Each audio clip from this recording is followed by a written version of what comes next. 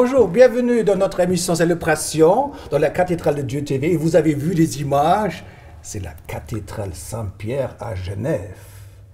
Donc un petit peu plus important que notre cathédrale. Bonjour Roland, pasteur Roland Léchaud. Bonjour Johannes, bonjour à tous, très content d'être là. Tu rappelles les images de cette cathédrale à Genève? Oui, cette manifestation? J'y étais, c'était magnifique, c'était rempli de monde, il y avait une attente du peuple à Genève. Et puis on a pu célébrer Dieu, on a vécu aussi sa présence, on a senti la présence de son esprit qui était là. C'était une magnifique soirée, précédée de quelques temps d'enseignement avant. Il faut dire quand même, c'était The Call, une organisation qui essaie de réformer, parler de la réforme et de trouver une réforme entre des jeunes, n'est-ce pas? C'est ça. Oui, c'était donc il y a eu cet événement à la cathédrale, et puis avant il y avait une sorte de séminaire, des conférences où on a même appelé ça l'école de la réforme. Comment appliquer la réforme aujourd'hui dans l'Église, dans la société, dans nos vies. En fait, c'était vraiment un temps très fort. Et la cathédrale était pleine jusqu'au bout, on ne savait plus à mettre des gens. Hein. Oui, c'était vraiment rempli. Je crois que même les organisateurs, on était surpris en fait de cette foule qui est venue, quoi. Peut-on dire que la Suisse, c'est une plateforme des idées comme le forum de Davos, la réforme des réformateurs? On a plusieurs réformateurs en Suisse très importants, Zwingli, Viret, Farel et notre ami Calvin. C'est important de parler de la réforme ou c'est dépassé? C'est en tout cas très important pour l'histoire, parce que ça a quand même changé la Suisse, l'Europe, et puis ça a changé la face du monde, en fait. Alors, est-ce que la Suisse, c'est un terreau d'idées? Oui, certainement. On le voit pas juste dans le domaine religieux. Aujourd'hui, on va parler de la réforme, mais la Suisse est quand même un pays qui est moteur au niveau de toutes sortes d'industries, de beaucoup de choses. Et oui, on peut dire que ce petit pays a influencé grandement le monde. Mais en tout cas, la réforme, ça a été quelque chose qui a bouleversé, peut-être qu'on ne s'en rend pas bien compte si on n'étudie pas l'histoire, ça a bouleversé notre monde. La réforme a surtout créé des valeurs, ancré des valeurs, attacher le peuple à des valeurs, de ne pas voler, être honnête, je te prête 100 €, tu me redonnes, le jour à l'autre, ça ne va pas disparaître. La Suisse a des valeurs qui sont quand même fruits de la réforme. Ah oui, tout à fait. Mais je crois que même la démocratie comme on la connaît aujourd'hui, on dit souvent que ça vient des Grecs, mais oui, on parle d'abord de la démocratie en Grèce. Mais tout notre système d'organisation de l'Europe vient en grande partie de la réforme. Donc il y a des valeurs à la fois personnelles, familiales, de la société, mais aussi dans l'économie, dans la manière d'organiser le pays. Peut-être c'est un peu perdu aujourd'hui. Je crois que ce qu'il faut qu'on veille, c'est pas perdre d'où viennent ces valeurs, en fait. Ça, c'est la clé. Ok. Alors, Rollo, il est venu pas pour seulement parler de la réforme, mais il est là pour prêcher deux fois 10 minutes, comme c'est un dimanche matin. Et c'est un culte un petit peu spécial. Mais avant, Roland, tu vas prêcher dans notre cathédrale un petit extrait d'un certain chef Fontaine, un historien qui connaît bien la Suisse un petit peu plus profonde. We're going to start at the eastern end of the lake. Alors commençons à la région est du lac. How many of you know the little place called Saint-Maurice? Vous connaissez Saint-Maurice? Qui connaît Saint-Maurice? All right. How many of you know the story behind that? Combien d'entre vous connaissez l'histoire derrière Saint-Maurice? This is a very exciting story that has everything to do with Munir's background. C'est une histoire fascinante qui a beaucoup à faire avec mon historique personnel. You see, it was way back in the late 3rd century. C'était aussi derrière que le 3e siècle. When the Helvetians were in rebellion against the Roman emperor. Lorsque les Helvétiens étaient en rébellion contre l'empereur. So he sent a legion of Roman soldiers. Il leur a envoyé une légion de soldats romains. And they arrived here. Et ils sont venus arriver ici. Put down this rebellion. Et pour exterminer cette rébellion. They discovered that the rebellion was all about a refusal on the part of the Helvetians. Ils ont découvert que cette rébellion était en fait un refus de la part des Helvètes. To worship the emperor's god. D'adorer les dieux de l'empereur. Because they were Christians. Parce qu'ils étaient chrétiens. And the Theban legion said, et la légion de Thèbes a dit, we're Christians too. Nous sommes chrétiens aussi. We're not going to worship the emperor's god either. Mais nous n'allons pas adorer les dieux de l'empereur. l'empereur. We're not going to kill you. Sorry. We are not going to kill you. Nous n'allons pas vous tuer.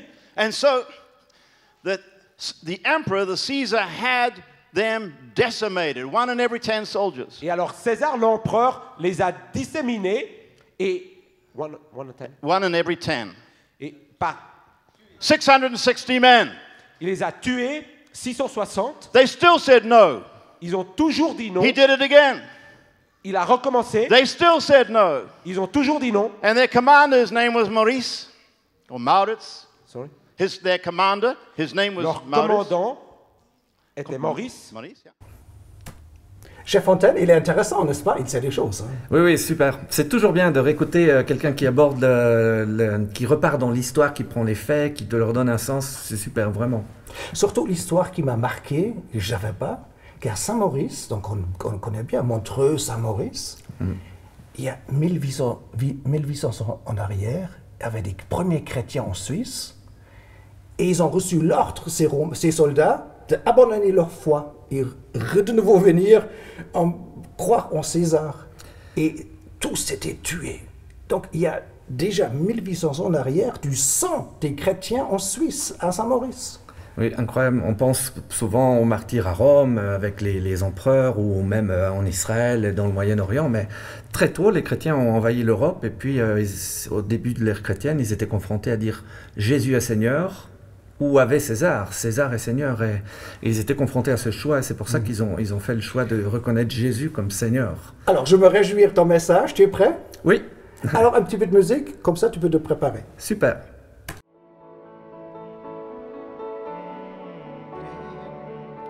Remplis nos lampes d'huile, en attendant ton retour.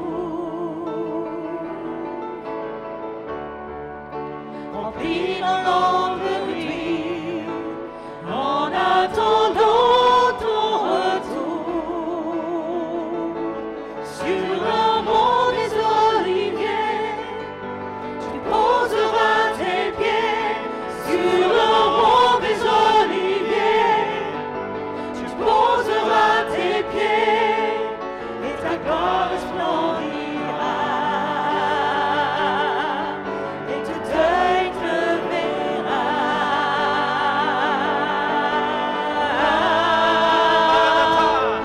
Maranatha, viens, Maranatha, oui viens, Maranatha, viens, Maranatha, oui viens. Viens au milieu de nous. Viens au milieu de nous.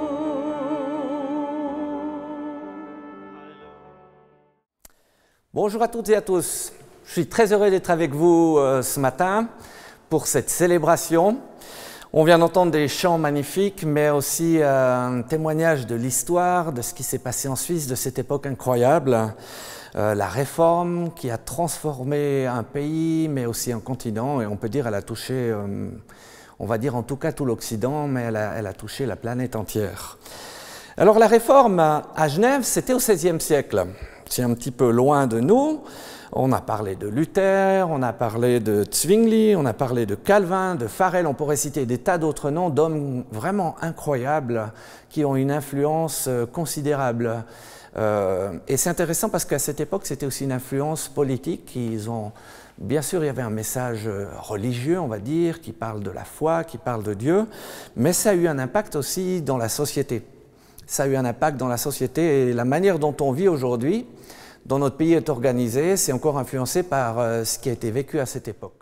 Ce qui est intéressant, c'est que lors de cette réforme, presque une révolution, l'individu, la personne, en fait, est remise au centre. Et puis, elle est considérée comme libre et responsable de ses convictions. Et elle va devoir faire des choix. Avant, on pensait plutôt global. Un pays, une ville, une nation. On était né à un endroit, donc on était dans un mouvement religieux ou dans une famille religieuse. Et puis la réforme va dire, en fait ce qui est important, c'est ton choix personnel, c'est ta conscience devant Dieu, c'est est-ce que toi tu peux répondre à l'appel de Dieu. Et ça a changé beaucoup de choses à la fois dans l'Église, mais aussi dans la société. On peut dire aussi que la réforme, c'est la Bible qui fait désormais référence. et et c'est plus une autorité humaine ou organisationnelle. Ça, c'est un grand changement. Genève va vivre un autre réveil un petit peu plus tard, quelques siècles plus tard, au 19e, en fin du 18e et puis 19e. La réforme a déjà eu lieu, mais l'Église s'est à nouveau un petit peu endormie et puis elle s'est installée dans le rationalisme, c'est-à-dire on enlève un petit peu tout ce qui est surnaturel, tout ce qui est miraculeux dans la Bible et puis on a plutôt un Dieu qui est raisonnable. On pense qu'on peut le connaître, il existe, mais il ne peut pas vraiment agir dans la vie des hommes. On est aussi influencé par la philosophie, donc la Bible c'est un petit peu un livre de sagesse, de philosophie. Il y a la philosophie des Lumières, il y a eu Voltaire, il y a eu toutes ces choses qui se sont passées, qui influencent la société, mais aussi l'Église. Il y a aussi tout un courant de théologie libérale qui vient. Qu'est-ce que c'est théologie libérale? D'abord théologie. D'abord on croit que c'est un grand mot, mais en fait on peut résumer ça, c'est un discours raisonné à propos de Dieu, et c'est qu'est-ce qu'on croit sur Dieu et qui influence notre vie. Alors moi j'aimerais dire, on est tous théologiens, même si on n'est jamais allé dans une école biblique ou une fac, ou qu'on n'a jamais lu un livre qui parle de cela, en fait on a tous une théologie, on croit que Dieu est loin, on croit que Dieu est proche, on croit qu'il est méchant, qu'il est inexistant, on croit que ce qu'on fait ou ce qu'on ne fait pas n'a pas d'importance, donc en fait on a tous une théologie pratique, qu'on appelle peut-être et certainement pas comme ça. Donc Genève va vivre un deuxième réveil, c'est intéressant, parce que dans cette période où l'Église, spécialement, elle est un petit peu endormie, elle n'a plus une foi vivante, percutante, on ne croit plus vraiment à la Bible, on remet même en cause le fait que Jésus soit un vrai sauveur, qu'il soit Dieu. C'est plus proche de nous, ça. Et puis là, c'est des jeunes pasteurs, des jeunes étudiants, ils sont influencés par des gens qui viennent un peu de toute l'Europe, d'Allemagne, d'Angleterre, même des Russes, des Pays-Bas. Et puis ces jeunes étudiants, et ça c'est la réforme en fait, ils vont se mettre à lire la Bible. Et ils vont se mettre à étudier la Bible entre eux. Et vous qui m'écoutez, toi qui m'écoutes, tu peux lire la Bible, tu peux aussi être un réformateur et peut-être te laisser réformer toi. En fait, ce sera le sujet de mon message, c'est est-ce qu'on peut vivre une réforme personnelle? Donc ces pasteurs, ces jeunes étudiants, ils ne sont pas encore tous pasteurs, ils se mettent à étudier la Bible et puis ils se disent, mais ce qu'on nous enseigne, ce qui est communément accepté dans l'Église dans laquelle on vit, c'est quand même loin de ce qu'on lit dans la Bible. Et puis va naître ce qu'on appelle le réveil de Genève, c'est comme une deuxième réforme. Cette fois, c'est plus l'Église juste qui est touchée. Et puis, il y a un renouveau qui vient dans l'Église et qui va de nouveau influencer la société. Mais je dirais cette fois peut-être plus l'Église. Et ça n'influence pas juste Genève, ça a des répercussions en fait dans toute la francophonie. Ce serait intéressant aussi d'avoir une vraie étude sur l'histoire du réveil de Genève et de son implication. Alors comment est-ce qu'on peut vivre une réforme personnelle? Et pourquoi vivre une réforme personnelle? C'est aussi une question qu'on peut se poser. Finalement, tout va bien en fait. J'ai le téléphone, j'ai l'électricité, j'ai mon assurance, j'ai mon loyer qui est payé, enfin, et peut-être que pour certains, même ces choses-là, elles ne sont pas là, mais globalement, tout va bien. Pourquoi est-ce que j'aurais besoin d'une réforme personnelle? Un écrivain, le docteur Paul Tournier, il est décédé aujourd'hui, c'était un médecin, mais aussi un penseur, il a écrit ceci. La nature nous forme, le péché nous déforme, l'école nous informe, mais Christ, Jésus-Christ seul, nous transforme. Et déjà là, avec cette citation, on voit qu'il y a peut-être quelque chose qui s'est mal passé dans ma vie, il y a quelque chose qui m'a déformé, et si on est honnête avec nous-mêmes, on sait bien qu'il y a quelque chose dans notre esprit, dans notre cœur, dans notre manière d'être, qui tout à coup nous fait faire de mauvais choix. Et peut-être qu'en écoutant ce moment, on est face à des défaites dans nos vies ou des problèmes récurrents qui reviennent. La Bible dit que le péché nous a tous dénaturés, ça nous a tous impactés, ça a changé l'image que Dieu avait mis dans l'être humain et c'est ça qui fait qu'on fait des mauvais choix, qu'on est orgueilleux, on manque d'amour, qu'on n'est pas capable de tenir parole. Et en fait, le péché peut se manifester de toutes sortes de manières et de manière différente chez les uns et chez les autres, mais il nous dénature. Alors comment est-ce qu'on peut vivre une réforme personnelle? Comment est-ce qu'on peut laisser Jésus-Christ nous transformer? Comment est-ce qu'on peut laisser Dieu se faire connaître à nous et nous parler? Comment est-ce que Dieu se fait connaître? Si on fait un tout petit peu de théologie chrétienne, ce que la Bible nous révèle, je crois que Dieu se fait connaître à tous les êtres humains de plusieurs manières. D'abord, il se fait connaître à nous de manière imparfaite, mais on a conscience qu'il est Dieu par la création. Dans Romains, chapitre 1, versets 19 et 20, je ne vais pas lire tout ce texte, je vais lire juste un extrait, mais il est dit « Ce qu'on peut connaître de Dieu est évident pour les hommes, puisque Dieu le leur a fait connaître. En effet, les perfections invisibles de Dieu, sa puissance éternelle et sa divinité, se voient depuis la création du monde. » C'est-à-dire quand on regarde les montagnes, quand on regarde la création, quand on étudie la création, il y a quelque chose du divin qui nous interpelle. Ça ne peut pas être juste le fruit du hasard. Mais c'est partiel. Et pour beaucoup, le fait de voir la création, c'est comme un message qui leur est adressé. Et moi, je vous dis, de la part de Dieu, c'est lui qui vous appelle.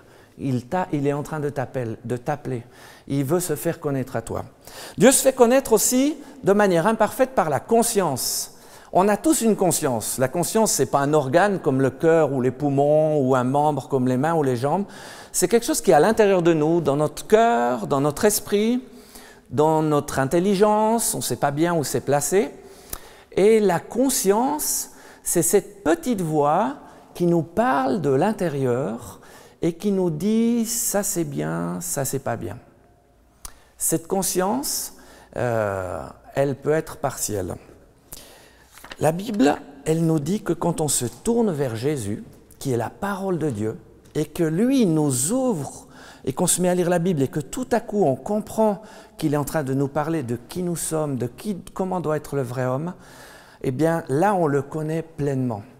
Alors moi j'aimerais vous inviter cet après-midi, ce matin, si tu veux vivre, t'inviter, une réforme personnelle, laisse ces petites voix t'interpeller, Dieu est en train de t'appeler. Mais tourne-toi vers Jésus, qui lui est le parfait réformateur. Et il a dit, je suis la porte, si quelqu'un entre par moi, il peut être sauvé. Et puis si tu lui donnes ta vie, si tu lui fais confiance pour qu'il transforme qui tu es de l'intérieur, la Bible est formelle, elle dit que tu vas devenir une nouvelle créature. Bien plus que réformé, mais tu deviens une nouvelle création. Alors, la Suisse avec une réforme. Mais toi aujourd'hui, est-ce que tu veux vivre une nouvelle création, une transformation complète? Jésus peut le faire, alors il t'invite à venir à lui. Je prie que tu sois béni et que les endroits où Dieu a commencé à te parler, ça puisse aller en profondeur et que toi aussi tu deviennes une nouvelle créature, que tu sois pleinement transformé, réformé. Amen. Soyez bénis. Remplis nos lampes d'huile en attendant ton retour.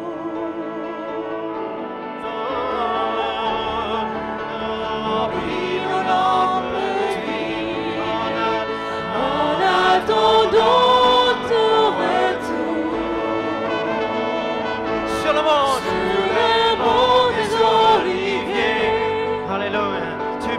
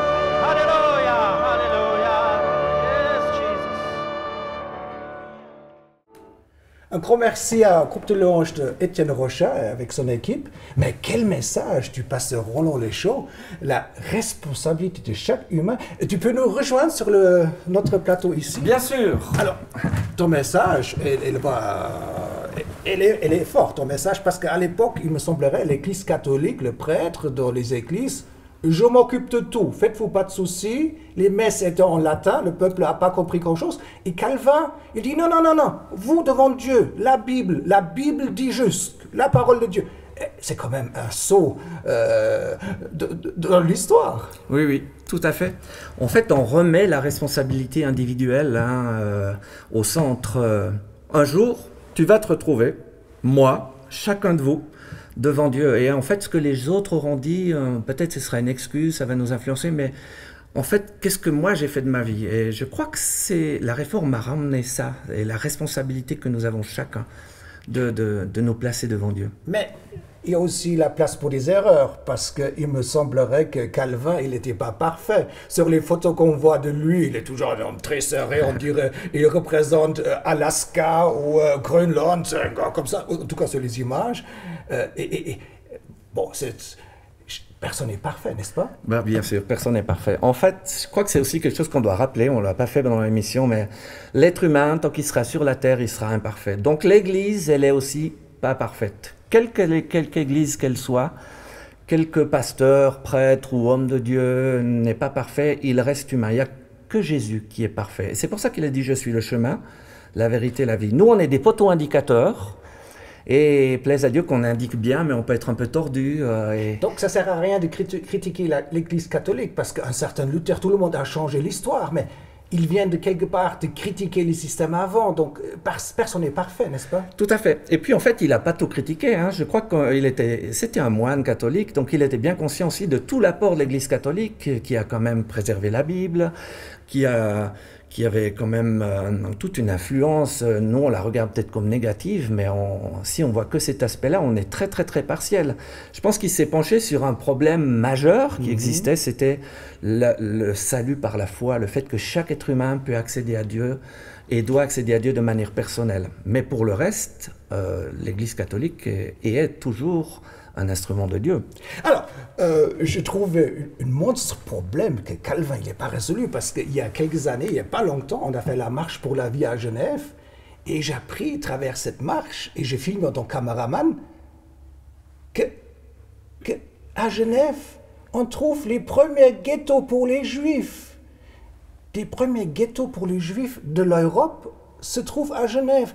La Réformation est un rejet des Juifs. Comment... Je me dis, attends. Un petit extrait? Tu veux Oui, voir? je veux bien. Tu veux voir? Ouais? Oui. Regarde. Dans l'évocation du passé des Juifs à Genève, il est question du cancel. Le cancel, c'est le mot latin cancellus, qui signifie barrière ou limite. Ce mot a été utilisé pour la première fois à Genève en 1428 par le conseil de la ville dans un but précis, celui de créer un quartier juif fermé, séparé du reste de la population. Il faut souligner le fait que ce cancel a été instauré 88 ans avant le ghetto de Venise, qui date de 1516. La situation dégénère puisque le 6 avril 1461, au moment de Pâques, les Juifs sont attaqués durant la nuit par une meute d'assaillants genevois et leurs domiciles sont pillés. Le duc de Savoie, Louis Ier, condamne formellement cette agression et il interdit toute initiative vexatoire envers les Juifs. Mais les tensions s'aggravent et le 30 novembre 1490, les Juifs sont informés qu'ils doivent quitter Genève dans les 10 jours. Ce rejet n'est pas remis en cause lorsque Genève adopte la réforme de Calvin en 1536. Et les Juifs ne seront accueillis par la suite qu'en 1779 sur le territoire carougeois du royaume de Sardaigne. C'est seulement en 1857 que la citoyenneté genevoise sera accordée aux Juifs résidant dans la ville. Un tournage, je pense que je n'ai jamais oublié. Donc là, j'étais caméraman, tu vois mes images. Je traverse avec la caméra la foule partout, tous les côtés. Et là, Abbé Arbet, un bon catholique, il dit, même Calvin, il a fait des erreurs. Ah, je me dis non, il connaît l'histoire. Oui, oui. Bah, c'est ce qu'on disait au début. En fait, c'est bien d'étudier l'histoire parce qu'on se rend compte que personne n'est complet. Et donc, ça nous remet dans l'humilité, en fait, chacun. On doit aussi accepter que, on peut se tromper, notre Église peut se tromper. Seul Jésus est infaillible, donc soyons humbles. Mais c'est vrai que cet épisode avec les Juifs à Genève, moi aussi je l'ai découvert à cette époque-là. Je ne connaissais pas ce pan de l'histoire où qu'il semble que la réforme n'a pas vraiment touché. C'est plus tard que l'Église a pris conscience, bien plus tard. C'est ça peut-être l'apôtre Paul, il était souvent en prison. C'est qu'une fois, une année en prison, 2 ans en prison, maltraité, 14 jours naufrage en Méditerranée. Ce pauvre apôtre qui est le superstar des évangéliques, et aussi des catholiques, Saint Paul, il a souffert tellement dans sa vie, on l'a même tapé une fois, lapidé, Oui. à mort, une petite résurrection, l'apôtre Paul, il revient à la vie. Donc être humble comme le Christ qui souffert à la croix, c'est une clé, être humble. Oui. Alors, je suis pas sûr qu'on est obligé de souffrir et de passer comme Paul, tout ça. C'est important de le rappeler. Tu es venu en voiture et pas à pied, c'est ça. C'est ça. Mais l'humilité... Quelqu'un dit, moi j'aime bien cette citation, c'est une partie de l'humilité, mais si on croit qu'on ne peut pas se tromper, en fait on s'est déjà trompé. Si on croit parce qu'on a la Bible, parce que Dieu nous parle, on ne peut pas se tromper, tant qu'on est sur cette terre en tant qu'être humain, on s'est déjà trompé. Donc on doit rester humble. Et l'humilité, ça nous attache à Dieu, on est dépendant de lui. Et puis, quand on lit la Bible, il y a des tas d'histoires différentes qui montrent des gens qui ont bien réussi, d'autres qui ont failli. Et Paul a aussi dû faire des erreurs, l'Église a fait des erreurs, et toi, et moi, et nous. Bon? Merci. Oui, certainement. Roland, à un moment à l'autre, c'était très solennel à la cathédrale. Dans ce moment-là, qu'on voit la musique, que Petros et son épouse Rebecca, ils ont fêté Hanouka dans une cathédrale protestante. Et ce mélange entre la foi juive et de cette belle cathédrale, on sentait, attends, on mélange ici un petit peu les foi et la religion. C'était un drôle de mélange, tu te rappelles? Oui, je me rappelle, c'était un temps magnifique. En fait, on a parlé avant que la place des Juifs, du peuple juif, n'a pas bien été compris à Genève. C'était un début aussi de cette célébration, c'était de comprendre aussi la place du peuple d'Israël et comment on doit l'accueillir. Hanouka, c'est une magnifique fête où on célèbre la lumière, qui fait référence à un épisode de l'histoire entre l'Ancien et le Nouveau Testament, où à un moment donné, l'huile manquait, le peuple juif est oppressé, puis un miracle arrive avec le peuple des Maccabées.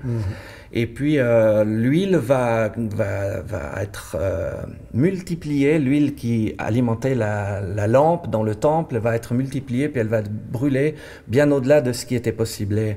Et c'était comme un symbole et une affirmation que Dieu restait présent au milieu de son peuple et qu'il était capable de multiplier et puis d'être la lumière alors que les ténèbres étaient très fortes. Et donc c'est pour ça que le peuple juif fête Hanouka aujourd'hui. Donc ce moment un petit peu solennel dans la cathédrale de Saint-Pierre, j'ai des images. Tu aimerais bien les voir? Oui, oui, avec joie. Ce sera un merveilleux Alors, souvenir. on va lancer ce petit clip. Et pendant ce temps, Roland, il a le temps de se préparer pour une deuxième prédication. Alors.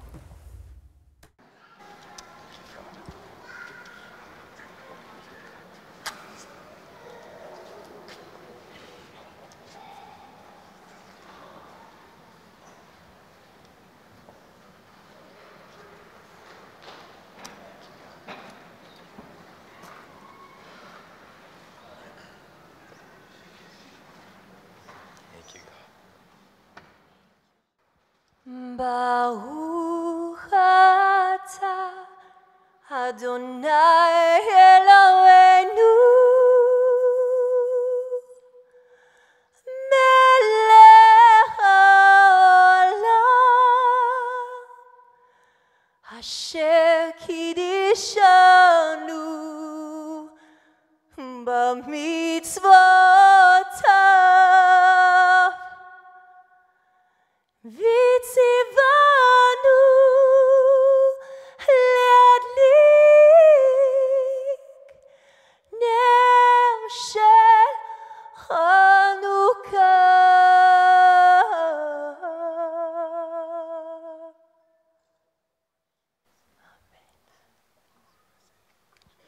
Béni sois-tu, Seigneur, roi de l'univers, qui nous a sanctifiés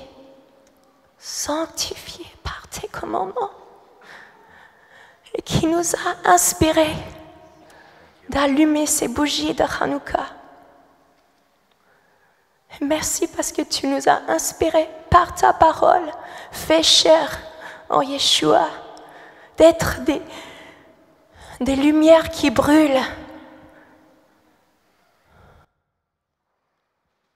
Baruch atah Adonai Eloheinu melech haolam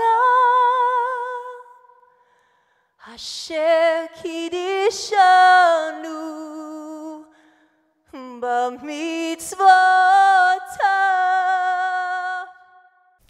Alors, magnifique ces images, hein, magnifique ce chant, en plus dans la cathédrale. Comme on l'a dit tout à l'heure, c'est une célébration de Hanouka. Cette fête juive, en fait, elle est d'institution rabbinique. Ce n'est pas une fête comme la Pâque ou la Pentecôte qui sont prescrites dans le livre de la loi.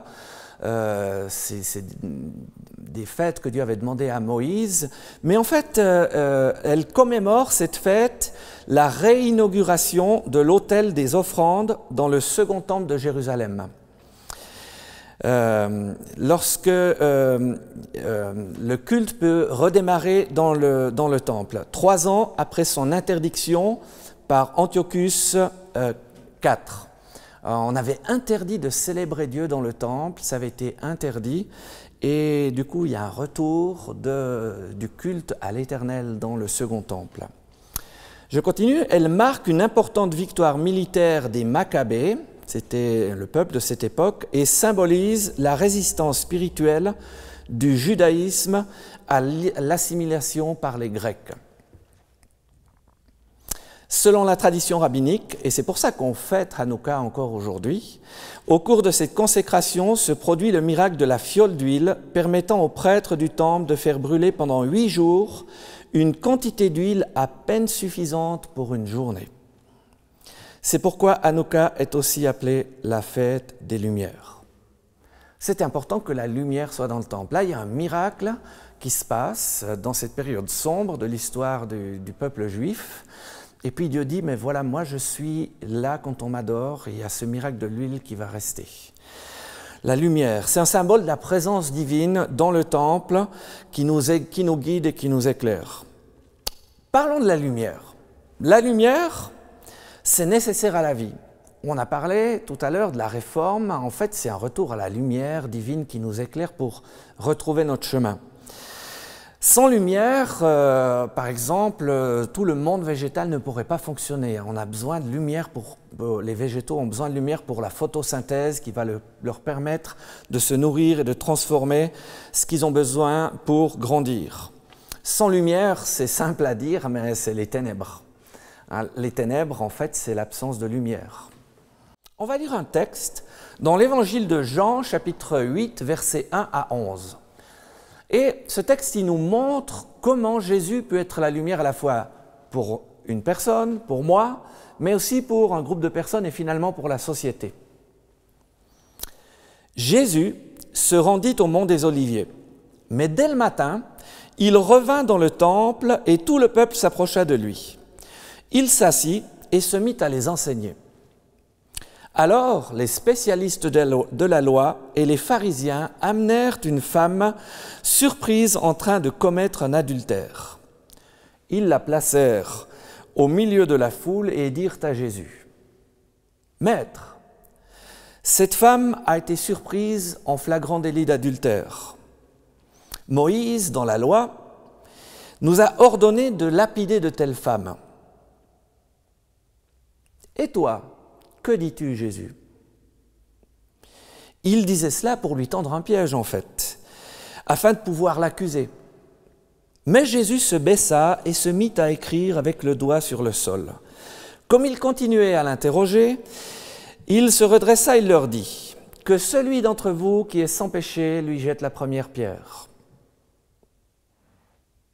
Puis il se baissa de nouveau et se remit à écrire sur le sol. Quand ils entendirent cela, accusés par leur conscience, ils se retirèrent un à un, à commencer par les plus âgés, et jusqu'au dernier. Jésus resta seul avec la femme, qui était là au milieu. Alors il se redressa, et ne voyant plus qu'elle, il lui dit « Femme, où sont ceux qui t'accusaient ? Personne ne t'a donc condamné ?» Elle répondit « Personne, Seigneur. » Jésus lui dit « Moi non plus, je ne te condamne pas, mais va et désormais ne pêche plus. » Ce texte nous ramène à une question de société en fait. Ça parle d'éthique, ça parle du couple, ça parle de la famille, ça parle d'honnêteté, ça parle de justice. Et c'était en fait une des questions que les pharisiens et ces docteurs de la loi voulaient poser à Jésus. Comment doit-on se comporter ? Qu'est-ce qu'on fait avec la loi de Moïse ? En fait, avant d'aller un tout petit peu plus loin, ils n'étaient pas très intéressés par le soin de cette femme qui devait être en souffrance. Leur seul but, c'était de se préserver eux-mêmes, d'être purs, et ils voulaient surtout piéger Jésus. Et Jésus, lui, ne se laisse pas prendre au piège, parce que lui est la lumière, il n'est pas dans les ténèbres. Et lui, il a à cœur à la fois de répondre à ces gens qui veulent le piéger, puis de les interpeller, mais surtout, il veut prendre soin de cette femme, en lui disant la vérité avec amour. Jésus leur parla de nouveau, c'est la conclusion de ce texte. Il dit « Je suis la lumière du monde. Celui qui me suit ne marchera pas dans les ténèbres, mais il aura au contraire la lumière de la vie. » Jésus a beaucoup de titres, de noms. Il est appelé le Sauveur, il est appelé le Bon Berger, il est appelé la Porte, il est appelé le Roi des Rois, le Seigneur. Mais il est aussi appelé ici, c'est lui qui se donne ce titre, « Je suis la lumière du monde. Celui qui me suit ne marchera pas dans les ténèbres, mais il aura au contraire la lumière, et pas n'importe quelle lumière, la lumière de la vie. » Tu peux avoir la lumière de la vie. Hanouka peut devenir une réalité pour toi. Bien sûr, c'est une fête qui a un sens historique, mais est-ce que tu veux que la lumière de Jésus brille en toi ? Alors, comment est-ce que Jésus nous donne cette lumière ? Comment est-ce qu'il peut être la lumière ? Dans le texte qu'on vient de lire, il y a plusieurs personnes ici. Il y a cette femme, il y a aussi l'homme avec qui il commet adultère, mais il n'est pas là, il est absent, lui. Mais il est bien présent dans l'histoire. Il y a les docteurs de la loi, il y a Jésus. Comment est-ce qu'il répond ? D'abord, il répond avec amour. Quand on vient vers Jésus, il va toujours nous parler avec amour. Il va nous accueillir. Il va d'abord essayer de comprendre où on en est. Il va prendre en compte notre humanité, nos défis. Il ne va pas juste porter le même regard que la société ou les gens qui nous entourent. Et il va dire avec amour, « Moi non plus, je ne te condamne pas. » J'ai une bonne nouvelle. Jésus n'est pas venu pour nous condamner, ni pour nous juger, mais pour nous sauver.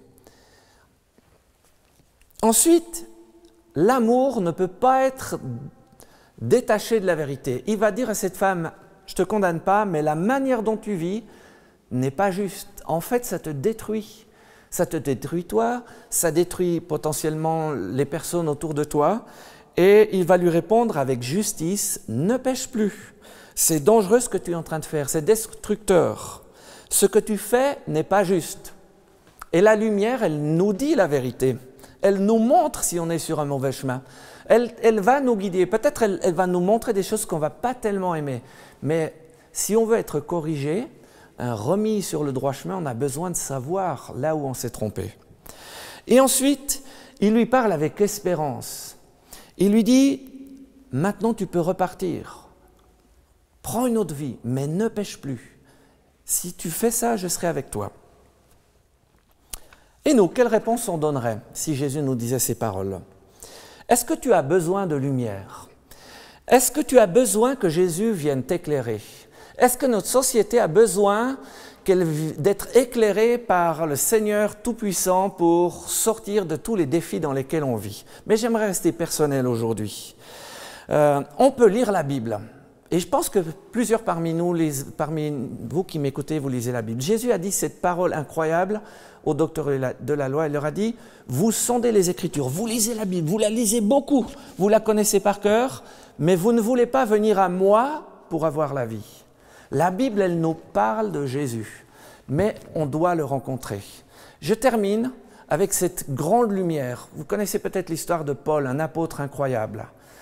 Mais au début, c'était un homme qui n'aimait pas l'Église, qui n'aimait pas Jésus. Et lorsqu'il est en chemin, on lit ça dans le livre des Actes au chapitre 9, vers Damas, il a envie de rendre justice lui-même, il a envie de combattre ses premiers disciples de Jésus. Alors qu'il est en chemin, tout à coup, il y a une grande lumière qui lui apparaît du ciel. Aujourd'hui, beaucoup de gens témoignent qu'ils ont vu cette grande lumière lorsqu'ils sont passés par une mort clinique. Et il tombe par terre, il entend une voix, et cette grande lumière qui lui apparaît, c'est Jésus. Et là, il réalise qu'il était en fait dans les ténèbres, mais il découvre Jésus qui va transformer sa vie. Alors, je termine ainsi. Viens à Jésus. Lui veut être la lumière de ta vie. Et s'il t'éclaire et qu'il montre tes défauts, il veut surtout les pardonner et t'aider à changer. Je prie que Dieu te bénisse, que Dieu vous bénisse, qu'il soit votre lumière et que, comme pour Hanouka, la lumière de Jésus brille toujours dans votre vie. Amen. So Lord, it is time to build your house again.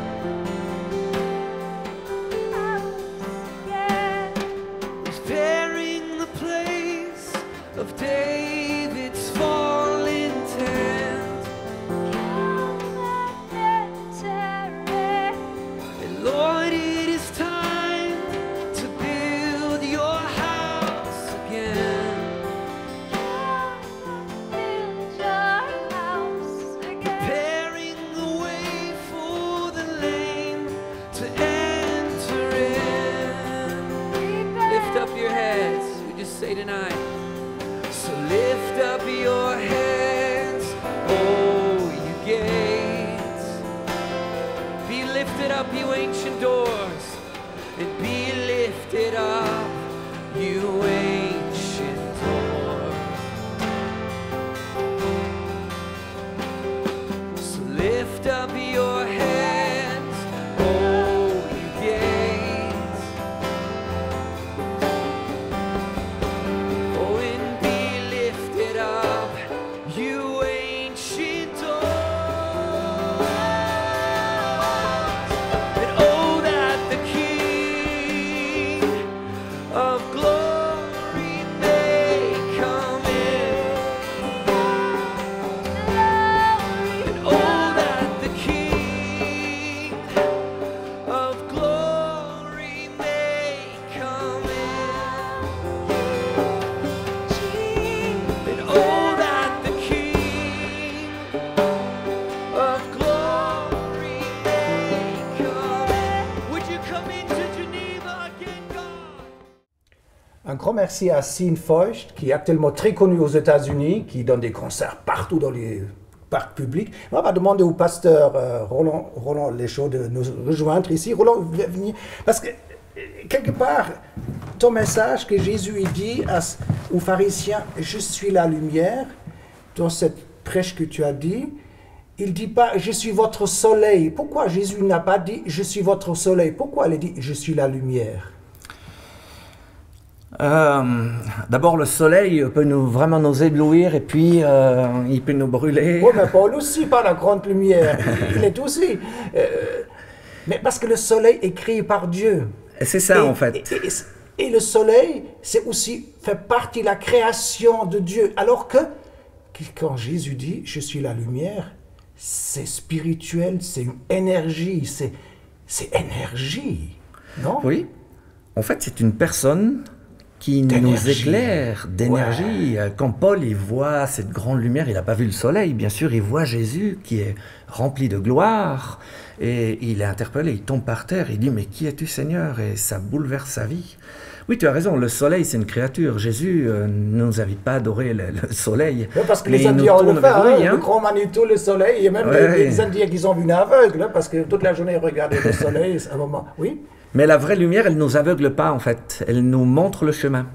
Elle nous montre là où il y a peut-être des défauts, mais elle nous montre aussi l'espérance et le chemin, en fait. Roland, tu sais que je suis caméraman et j'ai filmé plusieurs personnes qui ont justement passé par un NDE, la mort clinique, Oui. et ils ont rencontré une personne de lumière qui était tellement aimable et pleine de chaleur. Ils disent heureusement que j'avais pas les yeux de la terre parce que mes yeux auraient pas résisté à cette lumière éclatante. Oui.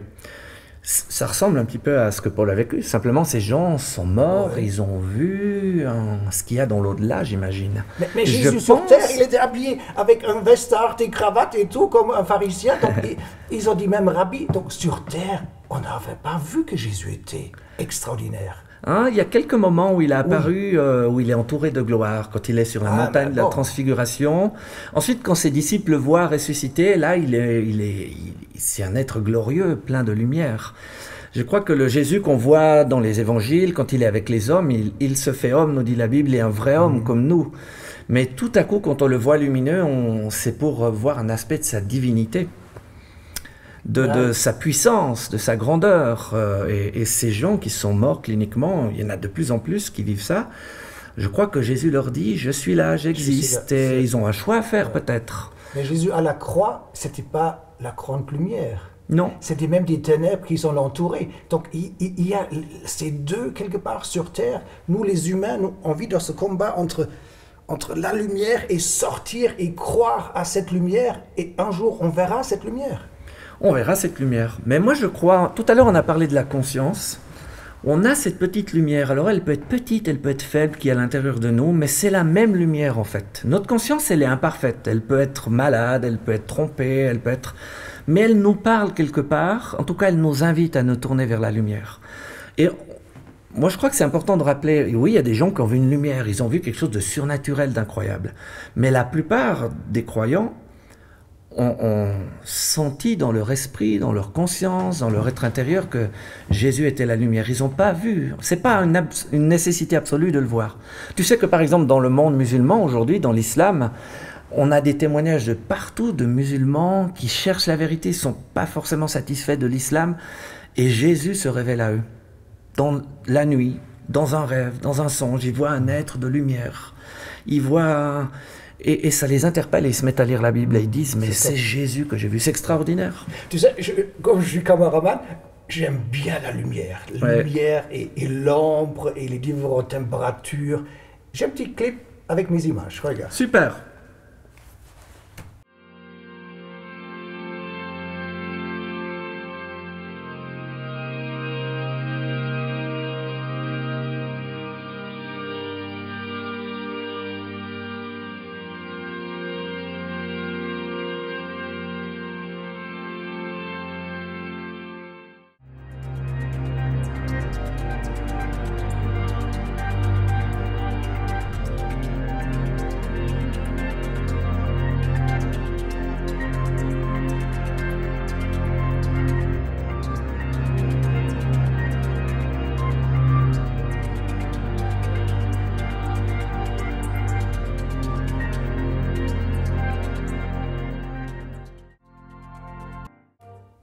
Alors tu penses quoi? C'est magnifique. En fait, ça me fait penser à ce texte qu'on a lu tout au début dans l'Épître aux Romains. Quand on regarde la création, la beauté du soleil, du ciel, on voit quelque chose de Dieu, ses perfections invisibles, sa gloire. Des clins d'œil. La gloire, ça parle de la lumière, en fait. Et ça nous rappelle que Dieu nous appelle. Il nous dit, je suis là. Paul a dit, je suis pas très loin, il n'est pas très loin de vous, il est dans votre cœur, il frappe. Et puis on peut voir cette lumière. Mais c'est magnifique. Sur cette terre, on voit comme des clins d'œil déjà de la gloire de Dieu qui nous invite. Ok, c'est un plaisir de discuter avec le pasteur Roland les choses. Tu as une église à Genève, on peut venir, on peut voir, une fois de rencontrer dans un culte. Mais oui, vous êtes tous les bienvenus, bien sûr. On est situé au Paquis. Actuellement, on est à la rue de Berne et nos cultes sont le soir à 17h. Mais sinon, on aura bientôt de nouveaux bâtiments. Ça sera de nouveau le matin. Donc oui, vous êtes les bienvenus chaque dimanche soir, rue de la Navigation, rue de Berne, à l'angle de ces deux rues à 17h. Alors, au revoir, à la prochaine, et que le shalom, la paix de Dieu et cette lumière du Christ va pénétrer votre corps en entier et intéressez-vous à la lumière. Vous cherchez cette lumière et vous trouverez cette lumière, le Christ. Et le jour que vous fermez vos yeux, vous quittez cette terre, eh ben, vous êtes dans cette lumière pour toute l'éternité. Au revoir et shalom.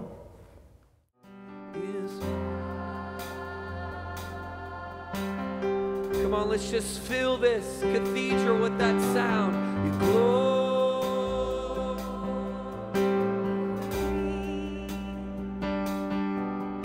is right. Let's just sing it on 12, 12, 12 as a prophetic proclamation. Your glory.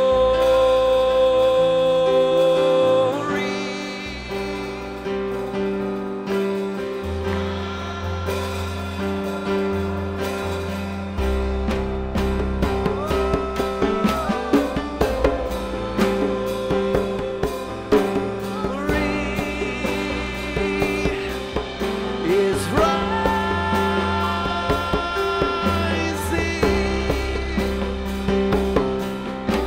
Your glory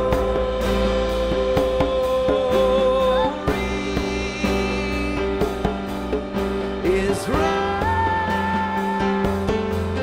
Over this city, over Europe, we just say, your glory